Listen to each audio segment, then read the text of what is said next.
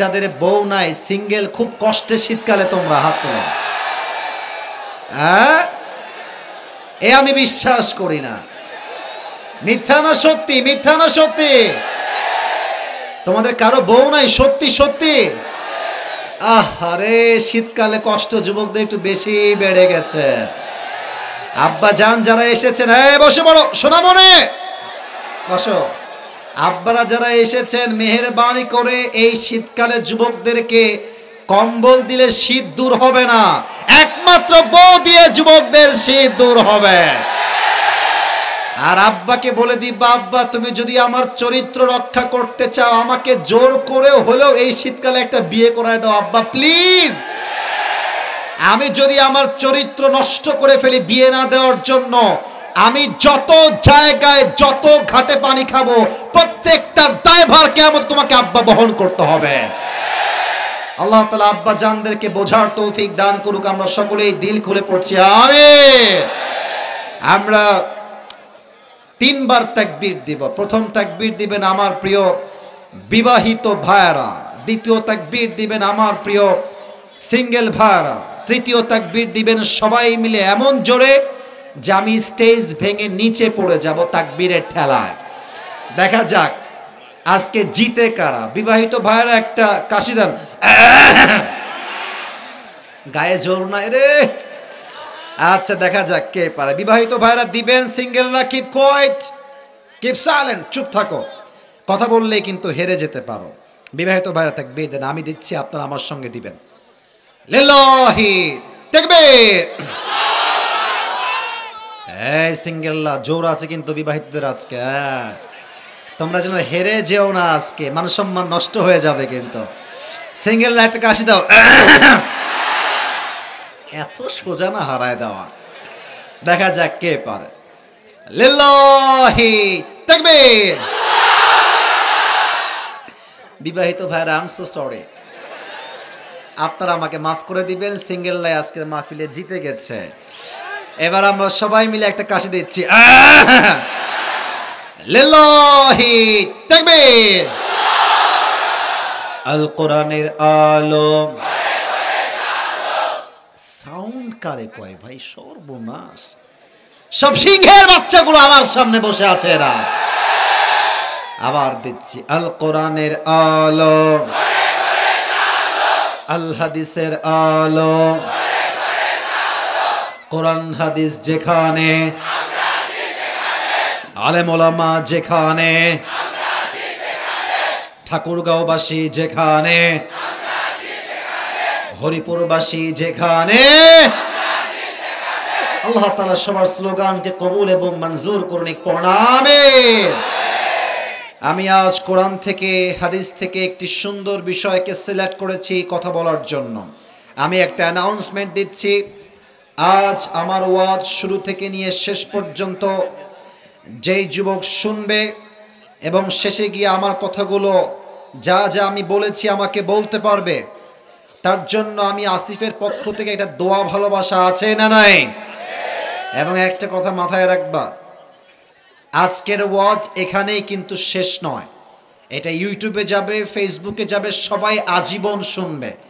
আমরা চাই এমন একটা ওয়াজ হবে, অডিয়েন্সের সাউন্ড এতটা হাই হবে যেন প্রত্যেকটা জেলার মানুষ, প্রত্যেকটা বিভাগের মানুষ বলতে বাধ্য হয়, রংপুরের সন্তান, ঠাকুরগাঁয়ের সন্তানেরা কাপুরুষের সন্তান নয়, সব বীর পুরুষের সন্তানগুলো আমার সামনে বসেছিল।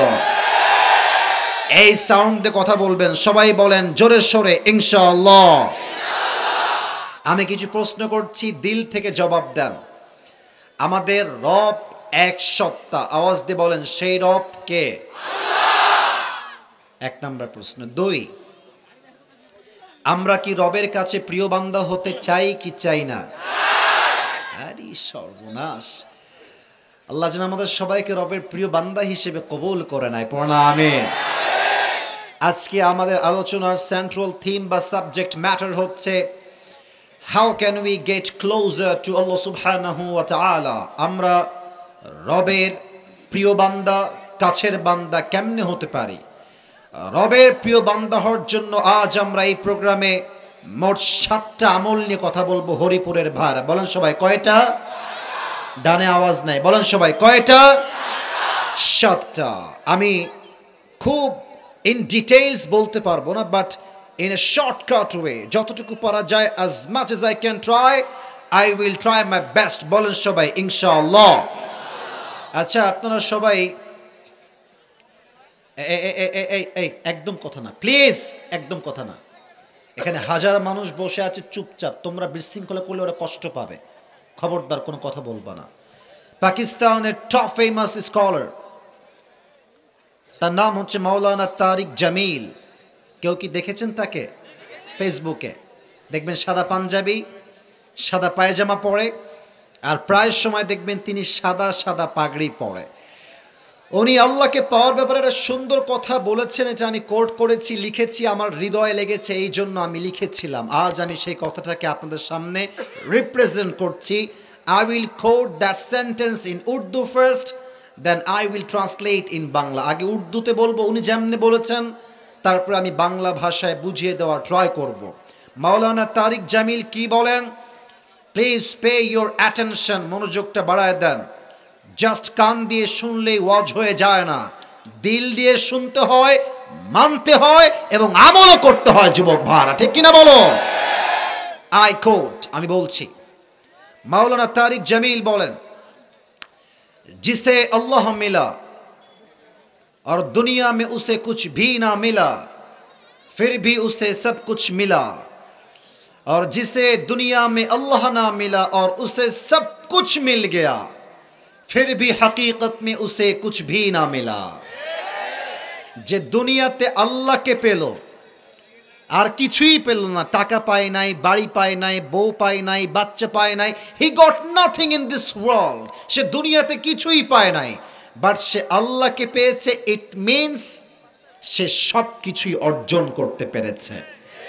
আরেকজন বান্দা দুনিয়াতে আল্লাহকে পায় নাই, বাট গুলশানে ফ্ল্যাট আছে, ঢাকার উত্তরায় ফ্ল্যাট আছে, দুবাইয়ে ফ্ল্যাট আছে, লন্ডনে ফ্ল্যাট আছে, আমেরিকাতে ফ্ল্যাট আছে, কোটি কোটি টাকার মালিক সে, বাট যে আল্লাহকে পায় নাই সে সব কিছু পেয়েও আসলে কিছুই অর্জন করতে পারে নাই, ঠিক কিনা বলেন?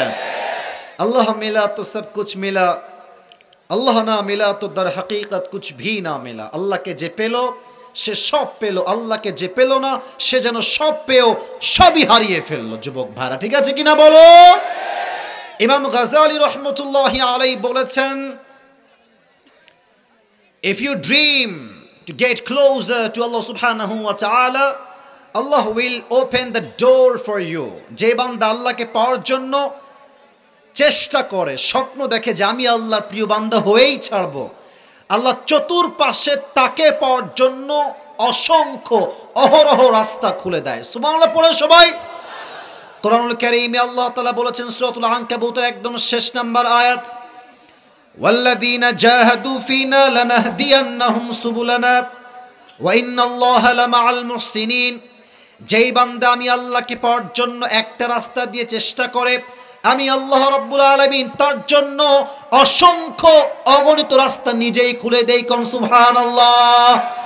এজন্য আল্লাহর রাস্তায় আসার জন্য আমাদের 7টা আমল নিয়ে কথা বলা, it is very important to talk about. কথা আমাদেরকে বলতেই হবে। 1, ক্লিন ইউর হার্ট। যদি আপনি আপনার রবের সবচাইতে কাছের বান্দা হতে চান, আপনাকে আপনার অন্তরকে আত্মশুদ্ধি করতে হবে, অন্তরকে পরিষ্কার করতে হবে। ঠাকুরগাঁয়ের হরিপুরের ভাড়া, এখন একটা প্রশ্ন করব, বুঝে শুনে জবাব দিন। লোকমান হাকিম, রাইট আনসার, লোকমান হাকিম। লোকমানের হাকিমের মালিকের কাছে একজন যুবক এসে বলছে, লোকমানের মালিক, আপনার কাছে যে যুবকটা চাকরি করে গোলাম হিসেবে, এই লোকমান কোনো সাধারণ যুবক নয়।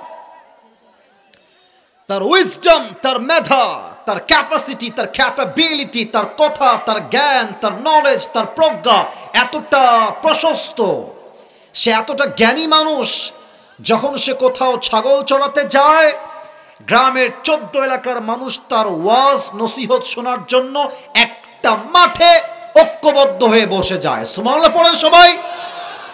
লোকমান হাকিমের মালিক বলছে, রিয়েলি, ইজ ইট ট্রু?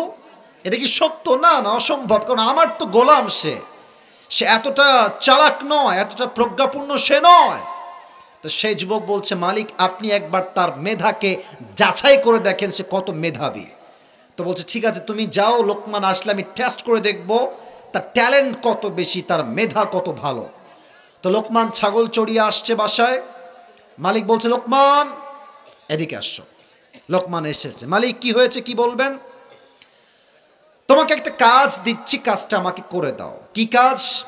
বলছে তুমি এখান থেকে যাবা, ওয়াজবাশাতান একটা ছাগল জবাই করবা। ছাগল জবাই করে ওয়াখরিজ মিনহা আতিয়াবা মুযগাতাইন ছাগলের সবচাইতে পবিত্র অংশ কেটে আমার কাছে নিয়ে আসবা। লোকমান বলছে মালিক ঠিক আছে, যেমন বলবেন জাহাপনা তেমন করতে আমি বাধ্য থাকিব। বের হয়ে গেছে।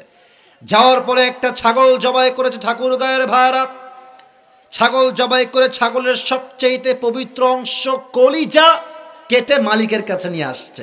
বলছে এই নেন মালিক, এটাই হচ্ছে ছাগলের সবচাইতে পবিত্রতম অংশ, এই নেন। মালিক বলছে মাশাআল্লাহ, you have done really amazing, it is right. এটাই হচ্ছে ছাগলের সবচাইতে উত্তম অংশ, কলিজা বা হৃদয়। কলিজা বা হৃদয়। লোকমান আর একটা কাজ করবা, এখন আবার যাও ওয়াজবাশাতান আর একটা ছাগল জবাই করবা, ওয়াখরিজ মিনহা আখবাতা মুযগাতাইন বাট এবার ছাগলের সবচেয়ে পবিত্র অংশ নয়, নাপাক অংশ কেটে আমার কাছে নিয়ে আসবা। বলছে ঠিক আছে লোকমান, এবার বের হয়ে যাও। লোকমান গিয়েছে, আবার ছাগল জবাই করেছে। আবার ছাগলের সবচাইতে নাপাক অংশ কলিজায় কেটে নিয়ে আসছে। বলছে মালিক এই নেন ছাগলের সবচাইতে অপবিত্র অংশ, হৃদয় বা কলিজা। মালিক বলছে লোকমান না, ভেবেছিলাম তুমি অনেক বুদ্ধিমান, অনেক মেধা, অনেক জ্ঞান তোমার, বাট তুমি আসলে একটা বোকা ছেলে। কারণ ছাগলের পবিত্র অংশ আনতে বললাম তাও আনলা কলিজা, বললাম অপবিত্র অংশ আনো তাও আনলা কলিজা। How can it possible ma'am? একই একটা অংশ একবার পবিত্র আবার অপবিত্র কেমন করে হয় লোকমান? তোমার তো মেধা আসলে ভালো না, তুমি তো বোকার ঘরের বোকা। লোকমান ছিলেন বড্ড জ্ঞানী। বলছেন মালিক আমি কি বোকা না জ্ঞানী এটা পরের বিষয়, দ্যাটস এ ডিফারেন্ট সাবজেক্ট, ভিন্ন বিষয়। বাট সত্য কথা হচ্ছে প্রত্যেকটা প্রাণীর দেহে একটা ছোট্ট গোস্তের টুকরা আছে, যদি এইটা পবিত্র থাকে পুরো দেহটাই পবিত্র থাকে, যদি এইটা নষ্ট হয়ে যায় পুরো দেহটাই নষ্ট হয়ে যায়। আরে মানুষের পরিচয় তো তার চেহারা দিয়ে নয়, মানুষের পরিচয় হচ্ছে তার দিল দিয়ে, তার অন্তর দিয়ে। যুবক ভাইরা, একটা মানুষ দেখতে খুবই সুন্দর বাট অন্তরটা নষ্ট, দেখবেন তাকে দেখলে মানুষ রাস্তায় থুতু ফেলতে বাধ্য হয়, ঠিক কিনা বলেন? আলা ওয়াহিয়াল কলব, যার অন্তর ভালো সে মানুষটা ভালো, যার অন্তর নষ্ট সে মানুষটাই নষ্ট। অতএব মূল জিনিসটাই হচ্ছে হার্ট বা হৃদয়। আবার এই হৃদয়টা হচ্ছে হাদিসের ভাষ্যমত অনুযায়ী মোট 3 প্রকার। হরিপুরের ভাইরা হাত দেখে বলেন মোট কয় প্রকার? এই ডান হাতটা সবাই আপনার এখানে রাখেন, সবাই আমি বলি আপনারা বলেন। এখানে আছে আমাদের কলব বা হৃদয়, বলেন সবাই। এই যে হাত আমাদের এখানে আছে, এখানে কি আছে? কলব বা হাত নামান। এই কলবটা হচ্ছে 3 প্রকার, এক হচ্ছে সুস্থ, আর এক হচ্ছে অসুস্থ, আর এক হচ্ছে মৃত। আমার কথা কেউ ফেলায় দিবেন না, হয়তো আপনি প্রথম শুনছেন কথাগুলো, but I think I really believe, আমি বিশ্বাস করি আজকের প্রত্যেকটা বাক্য ইনশাআল্লাহ আপনার জীবনকে পরিবর্তন করবে, ঠিক কিনা বলেন যুবক ভাইরা?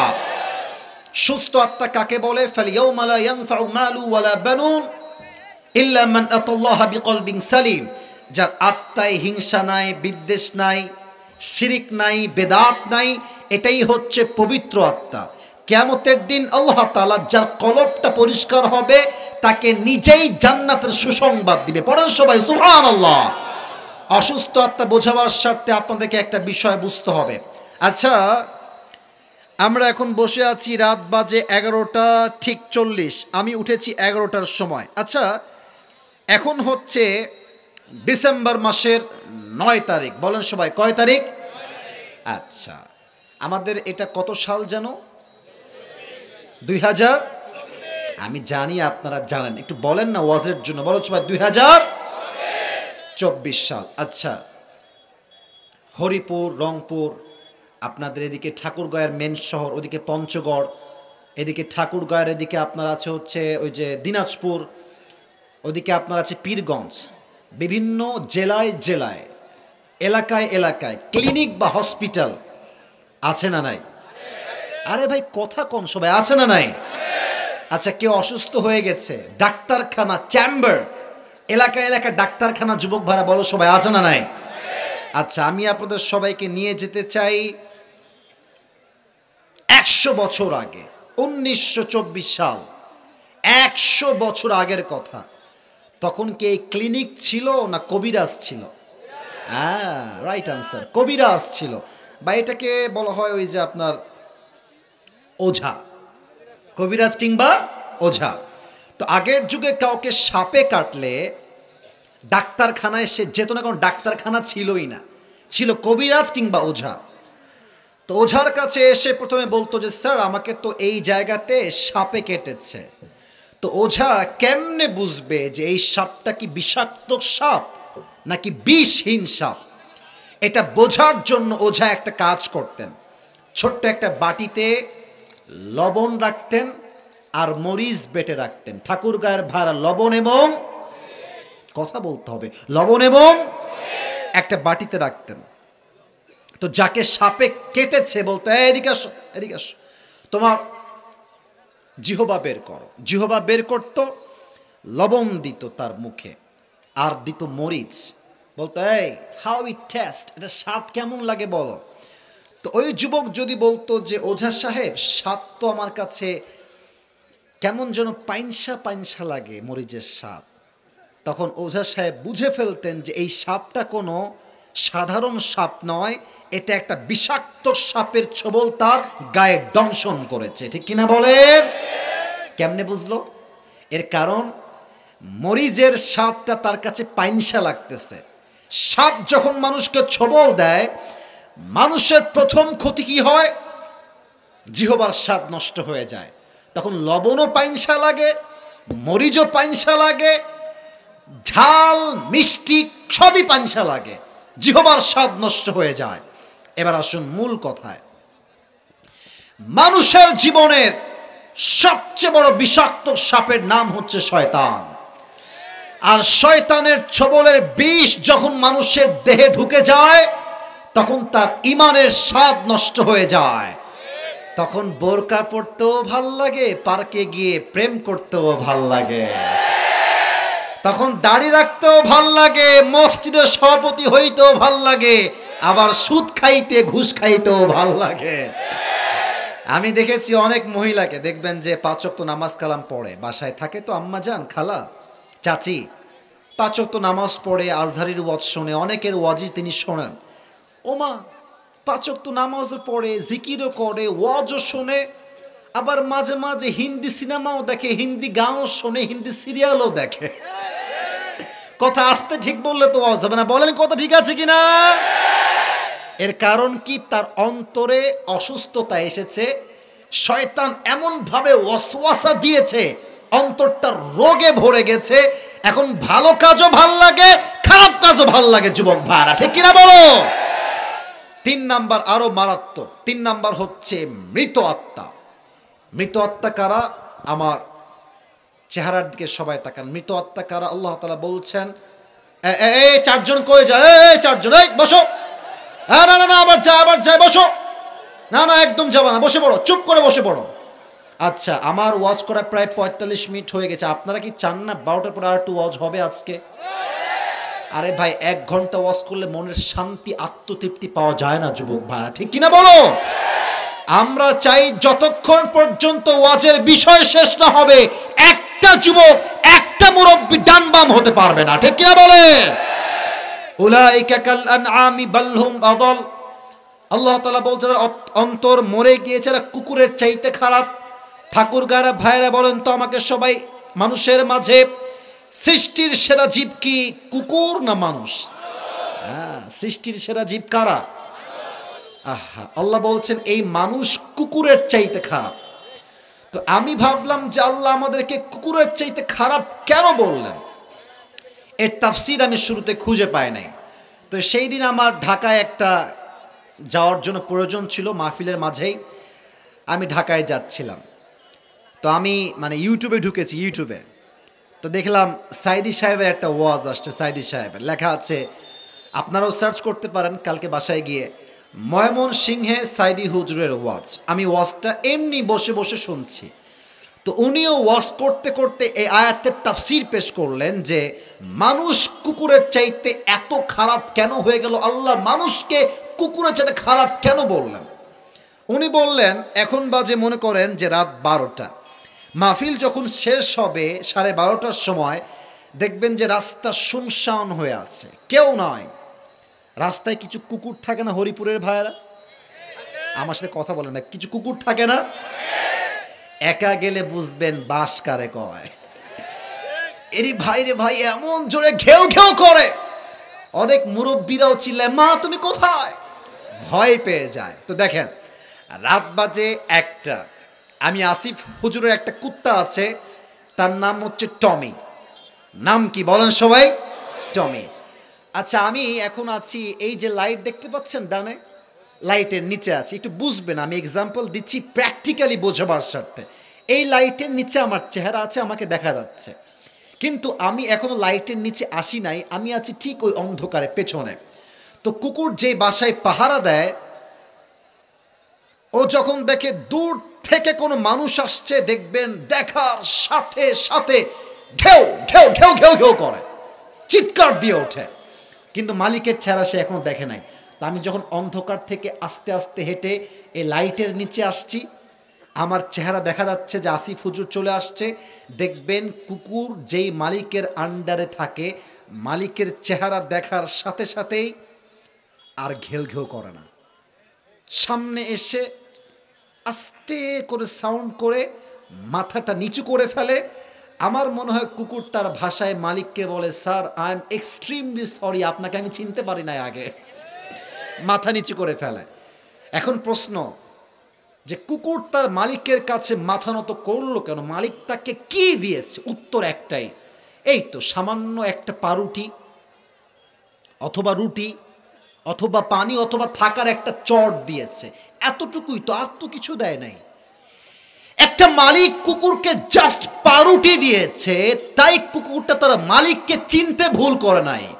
আর মানুষ এতটা নিমক হারাম, আল্লাহর দেওয়া নাক, আল্লাহর দেওয়া চোখ, আল্লাহর দেওয়া কান, আল্লাহর দেওয়া হাত, আল্লাহর দেওয়া বাড়ি, আল্লাহর দেওয়া সম্মান, আল্লাহর দেওয়া বউ, আল্লাহর দেওয়া গাড়ি, আল্লাহর দেওয়া বাচ্চা, আল্লাহর দেওয়া সব কিছু সব চিনতে পারলো, কিন্তু যেই মালিক তাকে দিল সে মালিককে সে চিনতে পারলো না, সে কুকুরের চাইতে নিকৃষ্ট হয়ে গেল। কথা কি বোঝা যায় না যুবক ভাইরা? কুকুরটা একটা পাউরুটি পেয়ে মালিককে চিনতে ভুল করে নাই, আর আমি মানুষ এত নিয়ামত পেয়ে আল্লাহকে চিনতে পারলাম না, মালিককে বুঝলাম না। আল্লাহ বলছেন ওই মানুষটা বালহুম অদল, এটা কুকুরের চাইতে নিকৃষ্ট হয়ে গেল। ঠিক কিনা বলেন?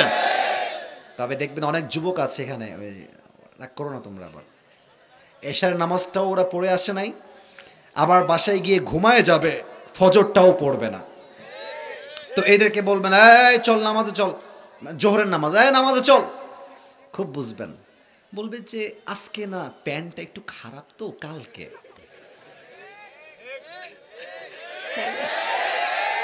আসলে প্যান্ট খারাপ কেন, তোর কি বিয়ে হয়েছে নাকি? না বিয়ে হয় নাই ভাই, তো প্যান্ট খারাপ কেন? বলছে প্যান্টটা আসলে খারাপ নয়, ওর চরিত্রই খারাপ। যুবক ভাড়া ঠিক কিনা বলো?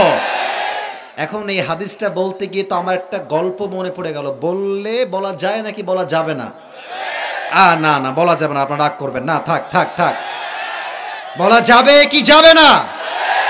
জাস্ট বোঝাতে চাই যুবক বয়সে যে ভালো হবে তার ভালো হওয়ার দাম আছে, শেষ বয়সে গিয়ে সারা জীবন পুংটামি করে হাজী সাহেব হয়ে যাবে, 2 পয়সা দাম আল্লাহর কাছে নাই। যুবক ভাড়া ঠিক কিনা বলো? ছোট্ট একটা গল্প বলে আবার হাদিসে যাচ্ছি। ওই এক ব্যাঙ আর সাপ খুব বন্ধুত্ব, হ্যাপি বন্ধুত্ব, গলায় গলায় পিরিত। তো একদিন ব্যাঙ সাপকে বলছে, বন্ধু তোমার চেহারা just looking like a wow, অনেক সুন্দর। তোমার যে গায়ের রংটা ব্ল্যাক কালার, জাস্ট ওয়াও, অনেক সুন্দর বন্ধু। আর তুমি যখন রেগে যাও এমনে ফস করে ফেনা তুলো, দেখতে খুবই সুন্দর লাগে আমার কাছে। সাপ তো পামপট্টি খেয়ে ফুলে গেছে একেবারে। বলছে বন্ধু আসলে কি আমি অনেক সুন্দর? বলছে হ্যাঁ বন্ধু তুমি অনেক সুন্দর। তো ব্যাং বলছে বন্ধু তোমার সব কিছুই সুন্দর ঠিক আছে, বাট তোমার একটা বিষয় আমার ভাল লাগে না। কি বন্ধু বলো?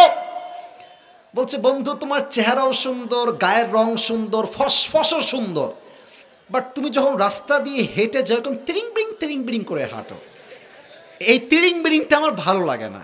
তো বন্ধু তুমি কিন্তু সোজা হয়ে হাঁটতে পারো না? সোজা হয়ে হাঁটবা।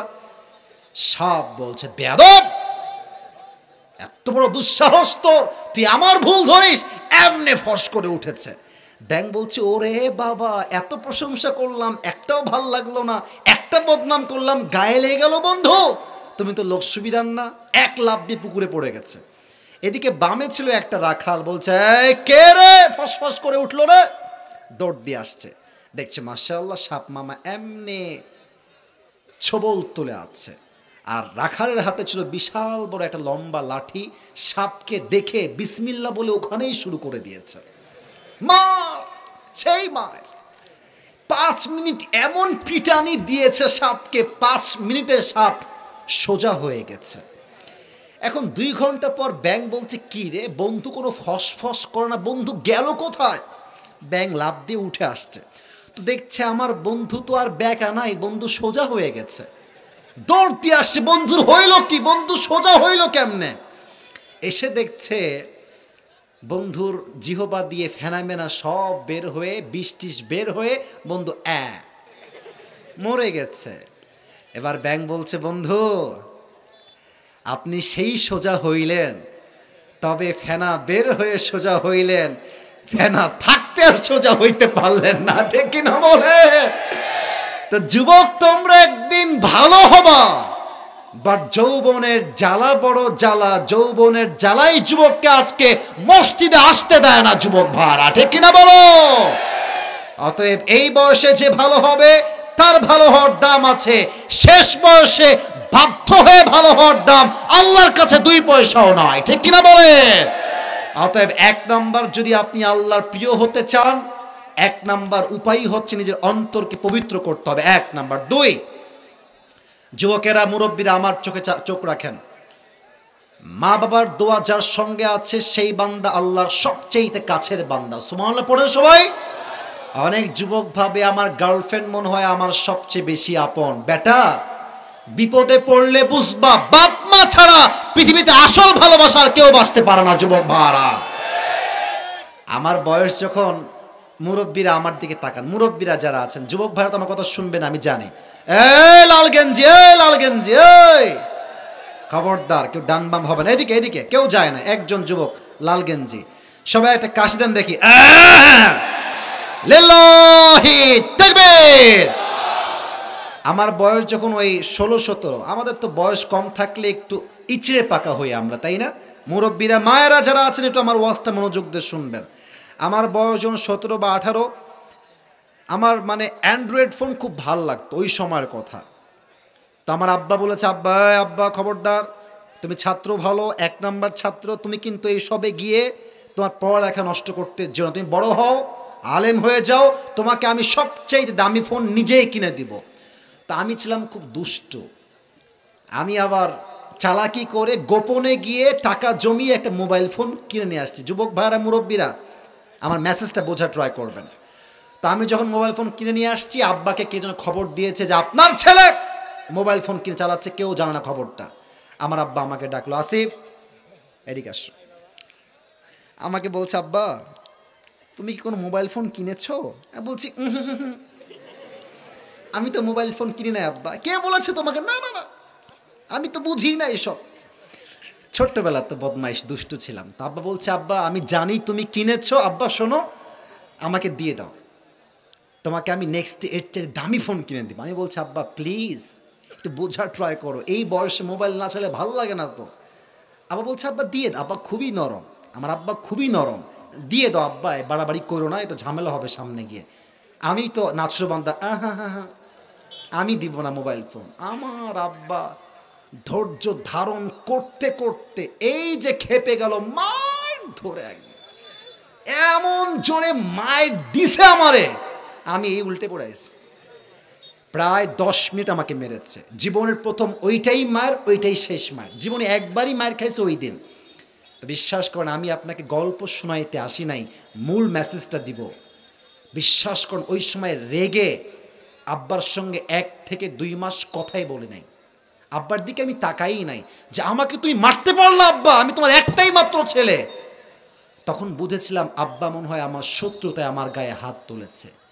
বাট এখন বয়স হয়েছে, দাড়ি বড় হয়েছে, বয়স বেড়েছে, এখন আমি হাড়ে হাড়ে বুঝি ওই দিন আমার বাপ আমাকে গরুর মতো না মারলে আজকে আমি আসিফ হুজুর হইতে পারতাম না।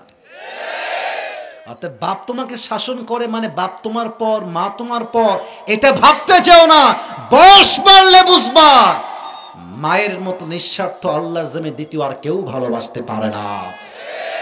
2 নাম্বার আব্বা আম্মার দোয়া। 3 নামাজ। আপনারা সবাই মিজানুর রহমান আজহারি নাম শুনেছেন না? আপনাদের রংপুরে তিনি এসেছিলেন। উনি এসে বলেছে, রংপুরে এসেছে, নীলফামারীতেও এসেছে। নীলফামারীতে প্রায় 10 লক্ষের মতো মানুষ হয়েছিল। উনি বলেছিলেন নীলফামারীতে এবং রংপুরে যে আমি আমার জীবনে এত লোক আমার মাহফিলে কখনো দেখি নাই। তো ওনার একজন নানা ছিলেন, তার নাম হচ্ছে গোলাম সরোয়ার সাইদি হুজুর। কেউ কেউ নাম শুনছেন মনে হয় আপনারা, তাই না? আমি আসিফের বয়স 25-30 হবে, আমার চেহারা কি সুন্দর। গোলাম সরোয়ার সাইদি হুজুরের চেহারা আমার চাইতে 1000 গুণ বেশি সুন্দর। ওনার বয়স প্রায় 50 থেকে 55 হবে। উনি একটা কথা প্রায় বলতেন আমাদেরকে, ইস, নামাজ নাই যার ঈমান নাই তার, নামাজ নাই যার মুসলমান হিসেবে পরিচয় দেওয়ার অধিকার তার নাই। ঠাকুরগাঁয়ের ভাইরা, নামাজ হচ্ছে মুসলমানের জীবনের সবচেয়ে বড় পরিচয়। ওমরে ফারুক রাদিয়াল্লাহু তাআলা আনহুর কাছে একজন যুবক আসছে, এসে বলছে, ওমর, আমার যে মালিক আছেন তিনি প্রত্যেক দিন আমার কাছে 6 দিরহাম করে চার্জ করে। তা আমি তো গোলাম, আমার দ্বারা 6 দিরহাম দেওয়া সম্ভব হয় না, তুমি একটু কথাবার্তা বলে কমিয়ে 2 দিরহাম করে দাও। বলছে, আচ্ছা করে দিব, সমস্যা নাই। আচ্ছা তুমি কি করো, তোমার চাকরি কি, তোমার ব্যবসার সোর্স কি? তো ওই যুবক ডাক দিয়ে বলছে, ওমর, আমি মূলত, আমার ডান হাত দেখেন, আমি খঞ্জর বানাই। আরবিতে বলে খঞ্জর, বাংলায় বলে চাকু। আমার ডান হাত দেখা যায় না যুবক ভাইরা, মুরব্বী আব্বাজানরা? এই ডানেও চাকু, বামেও চাকু, মাঝে হচ্ছে হ্যান্ডেল, এটার নাম হচ্ছে খঞ্জর। আমি আবারও বলছি, ডানে চাকু, বামে চাকু, মাঝে হ্যান্ডেল, এটার নাম আরবিতে খঞ্জর। বলছে, ও আচ্ছা, তুমি খঞ্জর বানাও, তোমার তো অনেক টাকা ভাই, তোমার তো 6 দিরহাম নয়, তোমার তো কমপক্ষে 10 দিরহাম চার্জ হওয়ার কথা। এই কথা শুনে ওই কাফের রেগে মেগে ফায়ার, বলছে, ওমর, আচ্ছা, সবাই যেহেতু মুসলমান তাই তুমি সবার বেলায় নরম, আর আমি যেহেতু কাফের তাই তুমি আমার বেলায় হয়েছে গরম, তাই না ওমর? তোমার বিচার আমি একাই করতে বাধ্য হব, যাও। হুমকি দিয়ে বের হয়ে গেছে। এবার ঠাকুর গায়ের বাইরে আমার দিকে তাকায় বলেন তো, শীতকালে ঠান্ডা লাগলে আমরা সকালবেলা কি মুড়ি দিয়ে বাইরে বের হই? চাদর। তো সে বের হয়ে গিয়ে শেষ হাদিসে, কেউ ডান বাম হবে না, আমার দিকে তাকান, এই আয়াতের এই বিষয়ের, বিশাল লম্বা একটা চাদর নিয়েছে। আমার পেটের ডান দিক দেখেন সবাই প্লিজ, বামের ভাইরা ডানের ভাইরা, আমার পেটের ডান দিকে দেখেন। প্রত্যেকটা আরবের যারা নেতা ছিল তাদের ডানের এই পেটের কাছে একটা লম্বা খাপ থাকতো ছুরি রাখার জন্য। আবু লুলু আল মাজুসি বিশাল লম্বা খঞ্জর বানিয়ে ছুরিটা তার পেটের ডান দিকে রেখেছে। আর চাদর দিয়েছে কেমনে, আমি বোঝাবার স্বার্থে জাস্ট একটা টিস্যু নিয়ে বোঝাই। আমি চাদরটা আমার গাড়িতে রেখে আসছি। চাদরের ডান পাটটা এবং ওপরের পাটটা এখান থেকে দিয়ে এই পর্যন্ত কপালের ভ্রু পর্যন্ত দিয়েছে, আর ডান থেকে নিয়ে একদম নাক ঢেকে পুরো মুখ ঢেকে ফেলেছে। আর যখন ফজরের আজান দিয়েছে, ছদ্মবেশে ওমরে ফারুকের পেছনে মুসল্লি হয়ে এসে চলে আসছে। ওমরে ফারুক এসে বলছে, এই সাহাবীরা, সফু সুফুফাকুম, কাতার সোজা কর, লম্বা হয়ে দাঁড়াও। আল্লাহু আকবার। সুবহানাকাল্লাহুম্মা ওয়া বিহামদিকা ওয়া তাবারাকা ইসমুকা ওয়া তাআলা জাদ্দুকা ওয়া লা ইলাহা গায়রুক পড়েছে। সূরা ফাতিহা পড়েছে। আলহামদুলিল্লাহি রাব্বিল আলামিন আর রহমানির রহিম মালিকি ইয়াউমিদ্দিন। সূরা ফাতিহা শেষ, কিরাত শেষ। আল্লাহু আকবার। রুকুতে গিয়েছে। যখন তিনি রুকুতে গিয়েছে, ইন দ্য মিন টাইম পেছন থেকে আবু লুলু আল মাজুসি, এই দেখেন মুয়াজ্জিনের ডান পাশে সে ছিল, ওমর তার সামনে ডান দিক থেকে চাদরটা এমনে ধরে নামাজের মাঝে উড়াই দিয়েছে, আর পেটের ডান দিক থেকে খঞ্জরটা বের করে ওমরের সামনে চলে আসছে। সামনে এসেই চাকুটা এমনে ধরে ওমরের পেটের ডান দিক থেকে শুরু করে এমনে একটা আঘাত দিয়েছে, আবার এমনে একটা আঘাত দিয়েছে, আবার এমনে তিনটা ছুরির আঘাতে ওমরের এই দুই পেট কেটে নাড়ি ভুঁড়ি সবগুলো বাহিরে বের হয়ে গেছে। আর ওমরে ফারুক নামাজের মাঝে চিৎকার দিয়ে বলছে, কতালানি আল কাল, আমাকে একটা কুকুর হত্যা করেছে, আমাকে কে আছো বাঁচাও। নামাজের মাঝে ওমরে ফারুক ছুরির আঘাত খেয়ে অজ্ঞান হয়ে এমনি পড়ে গেছে। আর ওই কাফের যখন ওমরকে আঘাত করে বের হয়ে যাবে পেছন দিক থেকে, সব সাহাবীরা ধরতে গেছে, ধর, যেই হাত বাড়িয়েছে ওর দিকে তাকেই এমনি ছুরি দিয়ে এক চূড়া আঘাত করছে। 7 জন সাহাবী ধরতে গেছে, 7 জনের বুকে, পেটে, পিঠে এমন জোরে চাকুর দিয়ে আঘাত করেছে, 7 জন সাহাবী চাকুর আঘাতে নামাজের মাঝেই শহীদ হয়ে গেছে। নামাজের মাঝেই ওমরে ফারুক অজ্ঞান হয়ে গেছে। সাহাবীরা তাকে ধরে ডান দিকে নিয়ে আসছে, ডাক্তাররা সবাই আসছে। আমি হাদিসটা লম্বা করতে চাই না, রাত অনেক বেশি, কুয়াশা অনেক বেশি। ডাক্তাররা এসে ওমরের পিঠে হাত দিয়ে হালকা করে ওমরকে উঠিয়েছে। এই দেখেন, দুই ঠোঁটটা হালকা ফাঁকা করে তার মুখে হালকা পানি দিয়েছে। যখন মুখে পানি দিয়েছে, মুখ দিয়ে পানি ঢুকে, গলা দিয়ে পানি নেমে, বুক দিয়ে পানি নেমে, পুরো দুই পেট কেটে পানিগুলো সব বাহিরে গলগল গলগল করে বের হয়ে গেছে। ডাক্তাররা বলছে পানি দিয়ে কাজ হবে না, দুধ নিয়ে আসো, দুধ গাঢ় খাবার সহজে বের হবে না। এবার সাহাবীরা দৌড় দিয়ে গিয়ে দুধ নিয়ে আসছে। ওমরে ফারুকের দুই পিঠের দুই দিকে হাত দিয়ে সাহাবীদেরকে হালকা করে উঠিয়েছে, আবার দুই ঠোঁট হালকা ফাঁক করে দুধ দিয়েছে তার মুখের ভিতরে।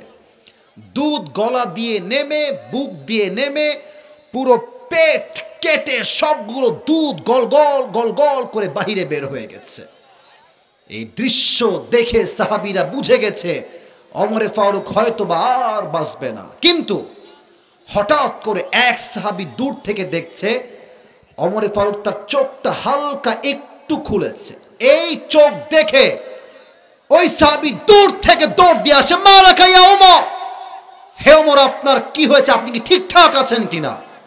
ওমরে ফারুক বলছে, কোনো কথা বলবা না, তোমার কানটা আমার মুখের কাছে নিয়ে আসো। ওই সাহাবী দৌড় দিয়ে গিয়ে তার কানটা ওমরের মুখের কাছে দিয়েছে। মালাকা ইয়া ওমর, হে ওমর কি বলবেন বলেন।